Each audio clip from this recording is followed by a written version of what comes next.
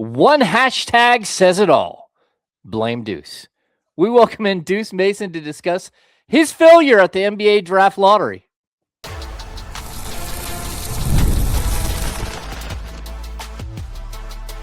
You are Locked On Kings, your daily Sacramento Kings podcast, part of the Locked On Podcast Network, your team every day.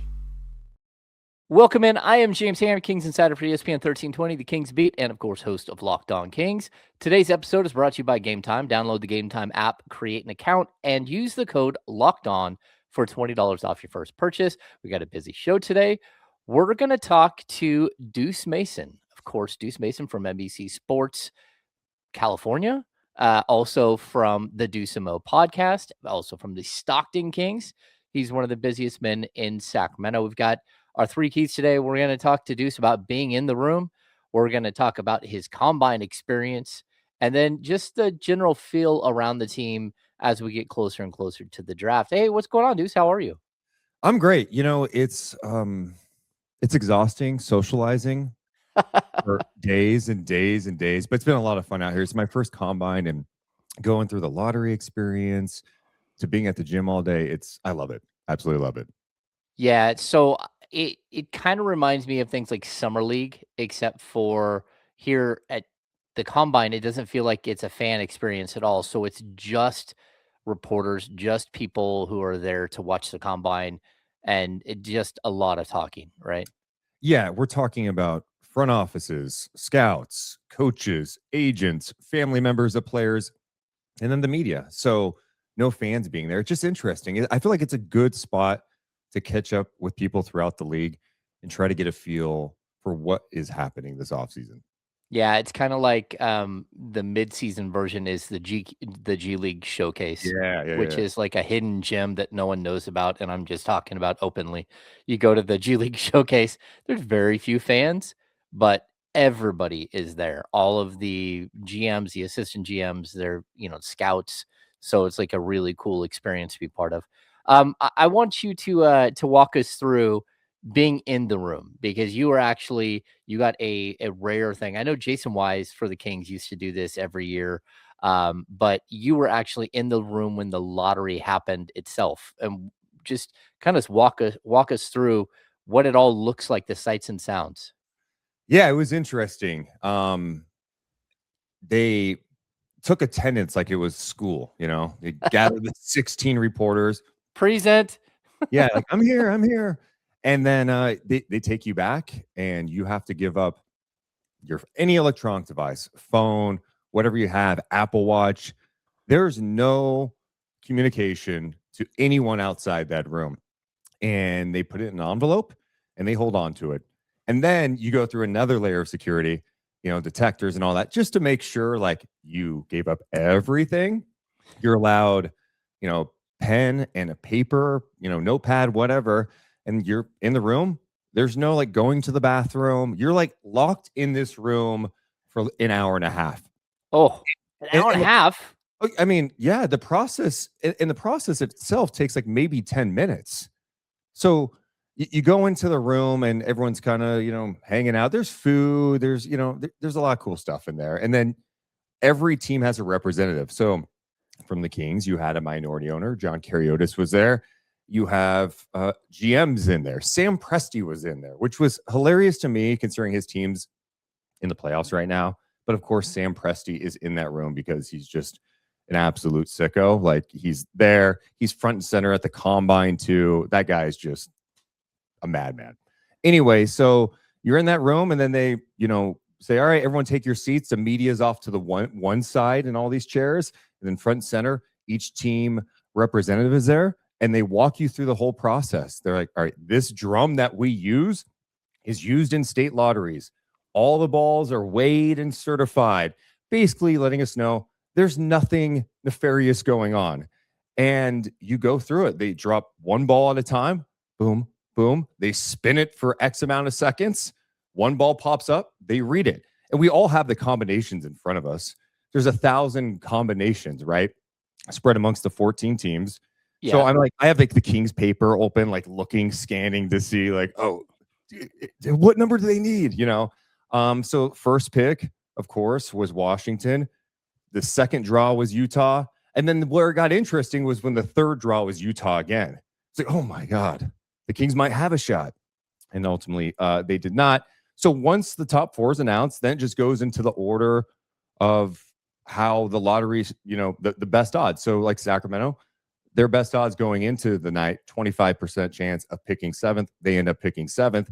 After the lottery's done, people are talking to execs. Everyone's like, oh, what was your good luck charm? All those types of conversations. People are just hanging out because we can't leave. We can't leave until the lottery has happened on television. So once that starts, everyone's kind of quiet, like for whatever reason. We know the results, but I think it's just the anticipation of how are people going to react on TV.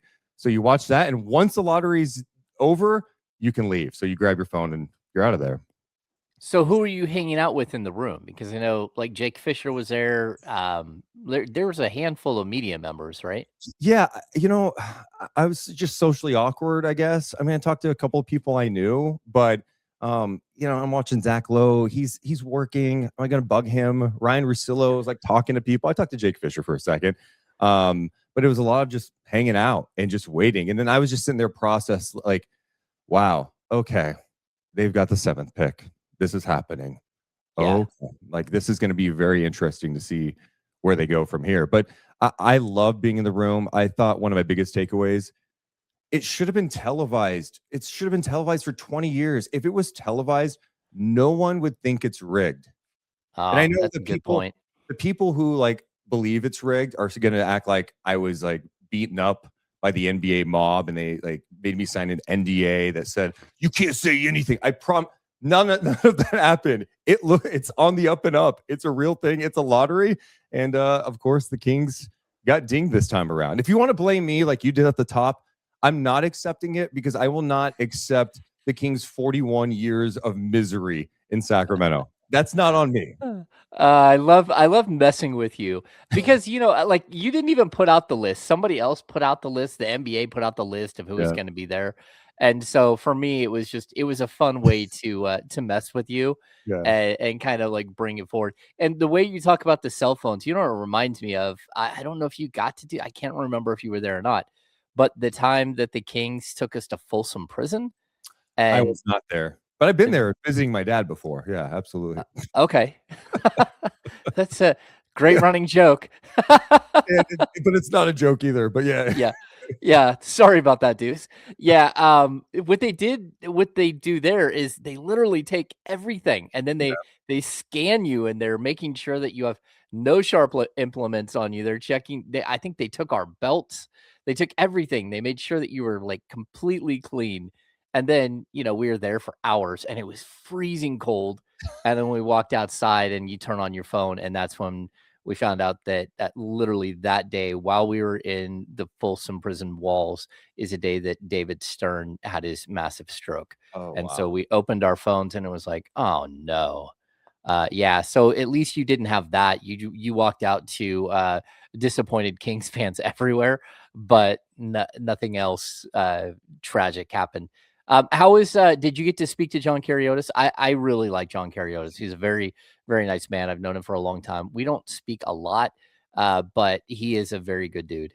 Yeah, very good dude. He felt like he was going to bring good luck. He did not. And what I learned is being superstitious is stupid, Ham. Okay. I'm not superstitious, but for whatever reason, right before the lottery, I got kind of superstitious. I'm like, I'm bringing Chris Webber's book on the plane. Like, I'm doing things that I feel like could somehow change the fate of the universe. It does nothing. Don't believe in superstitions. Yeah. So he felt like it. He was going to be good luck, and he ultimately wasn't. But I talked to one person from another team that was in the room. And they said, look, 7 is like 5 in other drafts. I think the consensus around the league is you can find a great player at 7. You really can. Yeah. And it sounds like coping. I mean, it might be a little bit. I think when you go 22 and 60 more times than not, you're like, you're going to get a top 4 pick. You feel good about that. But this year was so unique with how many teams were just doing everything in their power to lose games the final like 2.5, 3 months of the season. With that said, the top 5 picks who are drafted this year in June, they will not be the best 5 players 3 years from now. And Nope. so you have to hope, if you're Sacramento, that you find that guy that drops on the outside that maybe was being overlooked by other teams and scouts, and hopefully you get a little lucky, unlike you did on lottery night. That's right. All right, we're going to step aside. When we come back, we're going to continue the conversation with Deuce Mason about the sights and sounds of the NBA draft lottery. We'll be back in just a sec. There's nothing like playoff basketball live. The intensity, the crowd, the rivalries. It's a completely different experience when you're in the building. The NBA playoffs are where unforgettable moments happen, and being there in person just hits different. Game Time makes it incredibly easy to find tickets, even for those hard to get playoff games, in just a few taps. And the Game Time guarantee, you know you're getting 100% authentic tickets on time at the best price. Game Time makes it easy to find great seats in just a couple of minutes. One thing I really like is you get to see the upfront price. All the pricing is sitting there, no hidden fees, no surprises at checkout. The seat view feature is a game changer too. You actually can see your view from your seats before you buy. Take the guesswork out of buying tickets with Game Time. Download the Game Time app today, create an account, and use the code LOCKEDON for $20 off your first purchase. Terms apply. Again, create an account and redeem the code LOCKEDON for $20 off. Download the Game Time app today. Today's podcast is also brought to you by DoorDash. Postseason is heating up, and DoorDash has a way to keep fans in their bag the whole way through. Whether you're watching the highlights, the tunnel fits, or just your favorite player, DoorDash makes the entire season more fun because every player has their bag. With DoorDash, fans have one too. DoorDash keeps your snacks stocked, your gear fresh, and your watch party vibes absolutely on point. There are nights when your team stresses you out. Let DoorDash become your post-game therapy. Sometimes you just need dessert now. From tip-off to overtime, stay in your bag and order on DoorDash. Get snacks, drinks, gear, whatever gets you through the season, delivered right to your door. DoorDash, it's in your bag all season long. All right, Locked On Kings is part of the Locked On Podcast Network, now the #1 sports podcast network. Thanks for making us your first listen of the day. If you never miss an episode, it's time to make it official. Join the Locked On Everydayers Club and get ad-free audio access to our members-only Discord and more, all built for our most loyal fans. Go to lockedonkings.supercast.com to join today. All right, so you get done with being sequestered in this weird room, and they have food, and they didn't, we got to see you on TV. Like everyone's waving at Dave Mason on TV. You're like the only one that was visible. You're like, hey, look, Yeah, there's Dave. very awkward. It was like the worst thing. And people thought that happened. That was like after the lottery. No, that was me being socially awkward before sitting down. Okay. I don't know why, Ham, was intimidated, but it just felt like, am I supposed to go say hi to Zach Lowe? Or I love Zach Lowe. Zach Lowe's actually a ton of fun to go say hi to and hang out with. I don't know. It's like I didn't want to fanboy, hey, big fan of your work, So yeah, I didn't do that, unfortunately. And I probably should have. I have some regret on that front. But yeah, I mean, it was just hanging out after that point. Yeah, you made a really good point at the end of the last block that just because the Kings aren't one of the top the top 5 picks doesn't mean they're not going to get a good player, and doesn't mean that the player that they draft won't be better. It has the potential to be better than some of the players taken above them. Just where are you at with this particular draft and sort of the way that it could unfold? I'm sure you're starting to do a lot of your draft research. Yeah, I think the Kings are going to have an opportunity at one of those guards, and I imagine that's the direction they would go at this point. Obviously, let's not get it twisted.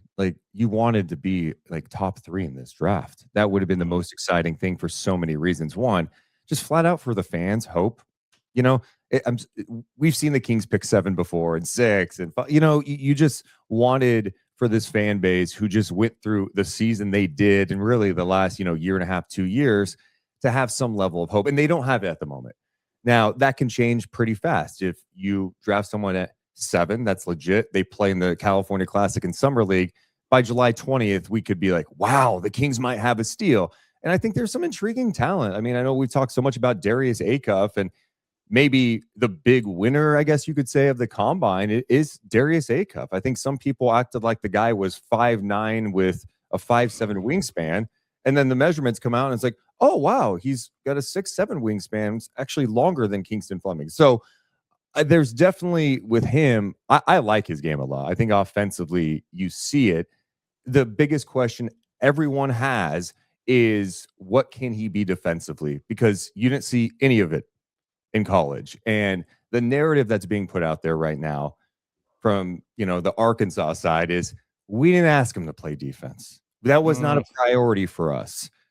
With that said, you would love to see some level of it. And now, based on his size, at least I think there's more of a hope that, all right, can he be at least an average defender at the next level? Because his offensive stuff, I think, is really brilliant. Yeah, I think like he is an offensive juggernaut. Like I think he can easily be a 20-point per game guy at the NBA level. The concerns are always going to be about defense, and hopefully that gets better and you're able to figure it out like throughout the course of time. But again, you talk about like sort of the measurements issue that we have here. I think that's one of the more intriguing things because like the narrative now coming out of the combine is very specific. The Acuff measured in at 6'2" with a 6'7" wingspan. And of course, you have Kingston Flemings measuring in 6'2.5", a little bit shorter than some people thought he might be, but with only a 6'3.5" wingspan. And I'm sitting here looking at this, and I'm like, I go and I'm downloading photos, and I'm like, why does it seem like Kingston Fleming has really long arms? And everywhere I look, I'm like, he has really long arms. And so I start to realize very quickly it's because Acuff is really broad through the shoulders and broad through the chest, and Kingston Fleming isn't. And so the arm length is something that I'm more concerned with, especially on the defensive end, more than wingspan, but that's not something that the NBA actually goes out and measures. And so, when you look and they both have the same standing reach, even though they're a half-inch different and one guy's arm has a 5-inch, a 4-inch bigger wingspan, you're like, wait a sec, how does that work out? And it's, again, because of the narrow shoulders of Kingston Flemings. And again, I think this is like, if you get one of those two guys, you might be okay. You might be okay in this year's draft. I'm with you. And, we talk so much about the measurements. I mean, I think sometimes it's so overblown too. I mean, they do have a body of work in college. Let's not get it twisted. Most of these front offices have been following these players since their high school days, like in AAU and all that stuff. So they've been following them through USA camps. They have a lot of intel on these players nowadays. And so I don't know, I remember in Sacramento, people were excited because of Robert Woodard's wingspan. Okay. Cool. I guess it doesn't really matter at that point. So I think Kingston Flemings does a lot of great things. He put on a great show yesterday with the shooting. Now, how important is that at a combine with no defense? I don't know, but he showed signs of being a really good shooter last year. He's explosive. Seems like a great kid, great athlete. I think that's intriguing. Even Mikael Brown Jr., I think there's more questions about him because of the back issues he was having. He shot it really well yesterday too. So I think the Kings are going to have some really strong options. Outside the guard perspective, Nate Ament's a name that's intriguing to me. His season at college was up and down, like some young players. I think you can make the case he should just go back. He could maybe be the number 1 pick next year if he did that in that draft class. But obviously he's here. And you talk about his size, his shooting ability, the flashes he showed defensively too. There's so much talent in this draft. And so I know it's disappointing the Kings are picking 7th, but it doesn't mean they can't find someone that can be impactful for them for a long time. Yeah, you bring up Nate Ament there, and like, to be honest with you, I watched enough of him in college where I'm like, man, he's just taking forever to get it going. Like he doesn't seem to have any sense of urgency, and I think it's why he instantly started being compared to Kyle Anderson. It's just like you're kind of just out there moving slow. You're kind of just doing your own thing. And then as he got further and further into the college game, you're like, oh, okay, there he is. I see more of the prospect that he is. The problem is how long is that going to happen at the NBA level? Is he going to do the same exact thing in the league where it takes so long to get into the action that, by the time he gets 2-3 years in, you're going to be like, all right, well, I don't even know what we have here still. And so you're kind of hoping that he figures it out, but there's no guarantees with these draft prospects, man. You know that. No, and that it's so important for the Kings. They need a franchise guy right now. And even if not a franchise guy when they draft him, can he turn into one? But it's like right now they don't have a really young player with a ton of upside. I think there's guys you like on the team. It's like, oh yeah, I like what Max did last year. I like Dylan, Keegan, but like what is Keegan next year? There's just so many questions. And then you get into the next, question. It's like, how are they going to deal with the offseason? You're bringing in a draft pick. You've got all these bad contracts that no one seemingly wants. You've talked about this many times, but the Ja Morant stuff, I mean, it's loud out here. It's loud. Real. It's real. Yeah. So, who knows what that looks like? Are you in a situation where you're drafting Darius Acuff and possibly bringing in Ja Morant and trying to rehabilitate his image throughout the league? It's going to be honestly a fascinating offseason for Sacramento. They have some of the same issues that they did last year. A lot of contracts that teams really don't want. That's true. It's true. All right, we're going to step aside one more time. When we come back, we're going to dive deeper into this offseason for the Kings and just how much work is ahead for Scott Perry. The dude needs like a hard hat and a very big shovel and like really big boots because there's so much work to do. We'll be back in just a sec. The NBA playoffs are here, and every possession matters. If you're looking to get even closer to the action, FanDuel has a great offer to get you started. Right now, new customers can bet $5 and get $150 in bonus bets if your first bet wins. That's right. Turn $5 into $150 in bonus bets just for getting started.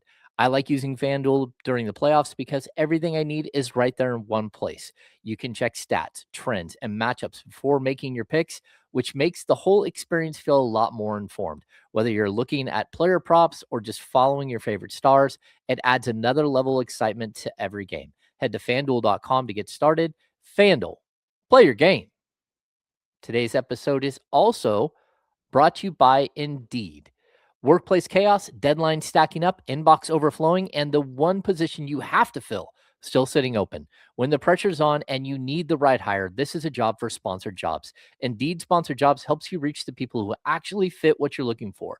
Skills, experience, location. So you're not just hoping the right candidate stumbles across your post. And here's a stat that says it all. In the minute I've been talking to you, companies like yours made 27 hires on Indeed, according to Indeed data worldwide. Spend less time searching and more time actually interviewing candidates who check all your boxes. Less stress, less time, more results. When you need the right person to cut through the chaos, this is a job for Indeed Sponsored Jobs. And listeners to this show will get a $75 sponsored job credit to help your job get the premium status it deserves at Indeed.com/podcast. Just go to Indeed.com/podcast right now and support our show by saying you heard about Indeed on this podcast. Indeed.com/podcast. Terms and conditions apply. Need to hire? This is a job for Indeed Sponsored Jobs.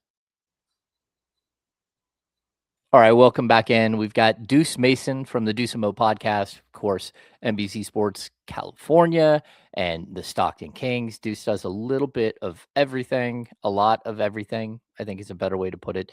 We're at this point where the Kings, again, they're 22-60. And I think, in the first block, you made a really good point about everyone went through this season in Sacramento thinking, oh, this is the worst. It can't get any worse. They're 22-60.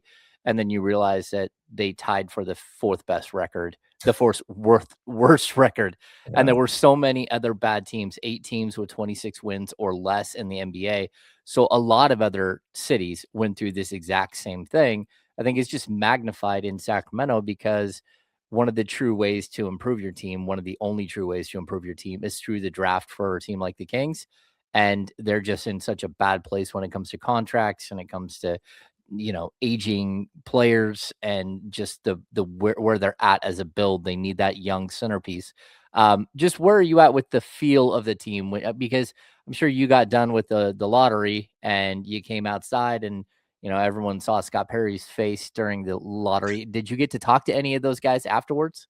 Yeah, I talked to Scott. I mean, I think he's optimistic about this draft. And like I said earlier, the consensus is like, this top 10 is legit. And there's probably more players outside of that So obviously you would want to pick higher. I think one of my big takeaways, we talk so much about lottery and hey, you can't control. It's a lottery if you move up, but you can control how far you drop, technically, right? Like, and the Kings did not do what everyone else did. Now, those teams did it at an extreme level. I mentioned this so many times, but the Wizards Kings game in Washington this year, that Washington ironically won, they were sitting their young guys and finished a game against Sacramento with Skal Labissiere and Sharif Cooper leading the charge. They were doing everything in their power to lose that game. In Sacramento, at times, you saw like DeMar DeRozan play massive minutes against the Utah Jazz. And then you look at the game in Toronto where he was awesome. And it's not to say, hey, the Kings just sit DeMar DeRozan. I mean, technically they could have done that too. At the end of the season, they were banged up. They needed bodies, and you weren't going to sign people and end up in the luxury tax. So you're in this spot where you kind of have to play who you have. You can control the minutes, though. And so, the Kings dropped to 7. Maybe they could have controlled it and dropped to 6. That's kind of the biggest thing. And I think that's where I walk away with, you put yourself in this position a little bit. And now next year, the lottery is going to change completely, and you're going to want to avoid the bottom 3. And can you avoid the bottom 3? That's going to be the challenge. Yeah, that's my biggest gripe about this whole entire thing, because you mentioned Washington and the way they handled their business. I thought what Utah did was just disgusting. Like I've been on this train for a while. They got fined $100,000 the season before for tanking at the end of the season, and then this year 500,000, and they get fined like mid-season, and then they just cranked it up. Again, you said the Kings started to run out of players, and what are you supposed to do? Well, what you should be doing is you should go to the G League and reward players who are actually playing well, like Patrick Baldwin, who's averaging like 23 and 10, or Killian Hayes. With Baldwin, you could have just been like, hey, Patrick, you're playing 35 minutes. You're playing 40 minutes. I mean, we saw Utah sign players that will probably never play in the NBA again and play them like 47 minutes in a game at the end of the year. And so that's when you look back, it's like, all right, you want to build like winning habits, and I get all that, but I think most fans go, well, winning 16 games versus 22, what's that matter? Well, what matters is just from a draft perspective at that point. Yeah. I think the teams that tanked the hardest were rewarded outside of Indiana, and that's my biggest gripe. And then on top of that, you're going to go into next season, and they're going to change the system, and those teams already got good players. And they had good players before this happened. They just didn't play them. And so now they're not going to really feel the burn of everything. Deuce, you brought up the Ja Morant situation being real. It's everything that I've heard as well. And people are shook. Like, what are they doing? It's like, well, it's a little bit of Billy Bean ball. Like you sometimes you have to go out and give, a Frank Thomas another shot to see if he can still play. And sometimes you get a home run season where, he crushes it and gets right back in an MVP race after everyone thought he was washed up. I think Ja Morant for me is a little bit of that. Like, you have one underappreciated superstar level player in the league right now that's basically free to get. And if you're a team like the Kings, you almost have to take a gamble, knowing that, the worst case scenario is that you've got 2 years of him. Best case scenario is, that he plays great and embraces the city of Sacramento and becomes your centerpiece moving forward. And to me, it's kind of an interesting discussion, but where are you at with the Ja situation? Well, if you draft Darius Acuff and you bring in Ja, is Ja here long term, or is the goal to rehabilitate him, show that like, hey, the guy's locked in, and are you flipping him down the road? Is that that's a good question. To get assets down the road? I could see that path. I think there's so many questions with Ja, and if you just want to start on the court, when he was first in this league, like the explosiveness, putting pressure on the rim, like it was jaw dropping. And I think he was viewed as like the next superstar in this league at one point. Mm-hmm. Memphis was super fun. It's like, oh, they're here. Okay. He's been banged up. I don't feel like he is attacking the rim like he once was, and the shooting hasn't gotten better. So to me, when you're a guard that's kind of small, you're not putting as much pressure on the rim, and you don't have the shooting ability. That's tough in this league. Yeah. So the question is, can some of this come back? Can he find that again? He's still 26 years old.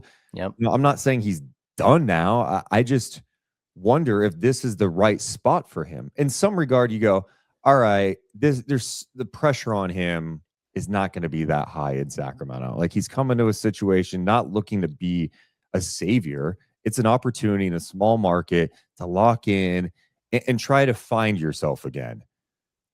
Yeah, I think that it's a good point. And just because you trade for him doesn't mean he's going to be here long term. It also, like, it could mean that he's here long term. We don't know. I'm a little leery on drafting a cuff and trading for Ja at the same time, just because they're two 6'2" guards, Right. and neither one of them are great defenders. And then I watch the combine and I look at Keaton Wagler and I'm like, okay, so what if you drafted him and if he falls to you at 7 and you put him next to Ja, would that work? And then my first instinct is that probably won't work either. Again, you start looking at measurements and measures in at 6'5" with a 6'6.5" wingspan. And then there's this crazy stat that he never dunked one time in his freshman year in 1,255 minutes.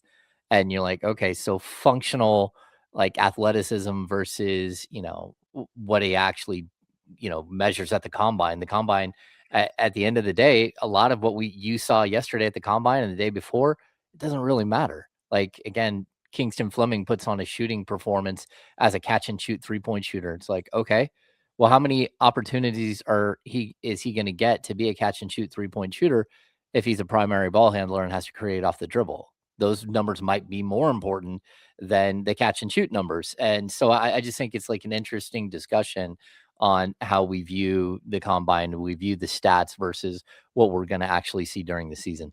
No, that's true. And then from the job perspective is, what are you giving up? Yeah. Get him. I think everyone's like, oh, it's Levine. Maybe, and so I'm on the camp that, like, I mean, it's going to be tough, especially when you're in a guard heavy draft, to go out and get Ja too. It's not like adding up to me completely. So who knows? Maybe this is Memphis pushing this side more. I don't know. There's obviously not a lot of great interest around the league. At one point, it was Milwaukee involved, and then you heard the Sacramento stuff that was reported over the deadline. I know you've been doing some reporting on that too. Like, it seems like there's maybe Sacramento that's interested. And that was kind of the same thing with Levine. It was like Sacramento's the team that's interested, So for me, I would say I'm not out on Ja Morant being a player that can turn things around. I have my doubts he can be a one in this league. I think if you went to a situation that was a little more established, that's kind of established a culture and some stability, and he could be like the second guy or maybe the third guy, that might be more beneficial for him. You know what I mean? Yeah. Yeah. Well, it's a tough call. I don't know what Scott Perry's going to do there. And I do think there are like 5 different pathways to get him, even without Zach LaVine. And even if you were to get Ja Morant, the Kings still have to figure out a way to drop, $10 million in salary and clear up their books, because they're in a bad financial situation. And that's without, realistically, without a Precious Achiuwa or Russell Westbrook, or even realistically DeMar DeRozan. You're just in a bad financial way. And I think one of the hidden blessings, I know this is weird to say, but one of the hidden blessings to not getting the top pick and falling to number 7 is that the Kings just went from a $14 million a year starting salary to an $8 million a year starting salary for their number 1 pick. And that $6 million is, like, sadly enough, really going to help the Kings at the end of the day because of their salary cap situation. I'd still want that number 1. Oh, of course. I would trade it. I would trade for the yeah. I'll take the $14 million hit. Yeah, we'll figure that one out. But you're right. Like, and this is not like a surprise. Like, the Kings situation, like, Scott Perry walked into a cap sheet that was awful, and he knows it. And that's why I think there's, they want to be as patient as possible with this, right? You don't want to just get off these contracts by attaching assets to them. That'd be awful. Like there has to be some level of patience, but it's also like a delicate balance because you also don't want to be a front office that's just like, yeah, just wait a couple years. We're just going to sit back and relax. Like the fans are going, what are we doing? Like people want to see movement too. So, you're serving a lot of parties here, right? You're trying to be patient, have the right approach, while at the same time, like wanting to give this fan base some level of hope. That's right. All right. Well, Deuce, we got a jet. Thanks for joining me. It's been a lot of fun. This is a little bit earlier recording. Just so everyone knows, I am going in for shoulder surgery on Thursday. So the next time you see me over the weekend, I'll be in a sling for 2 to 4 weeks. That's the way it goes. Yeah, there's some concern. We're unsure at this time if Ham's gonna be ready for the season. We'll see how the rehab goes, but That's right. We'll find out. It's all the redheads with their shoulder issues in Sacramento. There it is. Thanks for tuning in to today's Locked On Kings. Make sure to give us a thumbs up, subscribe to the channel, rating, review, jump in the YouTube chat. It's been a lot of fun to see you guys hanging out there and chatting. If you never miss an episode, the Everydayer Club is built for you. Get Locked On Kings ad-free plus members-only Discord access and more. Head to lockedonkings.supercast.com to join the club. For those of you on video, we send you to the first ever 24/7 national YouTube channel. On audio, make sure to make your second listen to the day NBA game night on Locked On NBA. Thanks for tuning in. We'll see you Sunday night, Monday morning.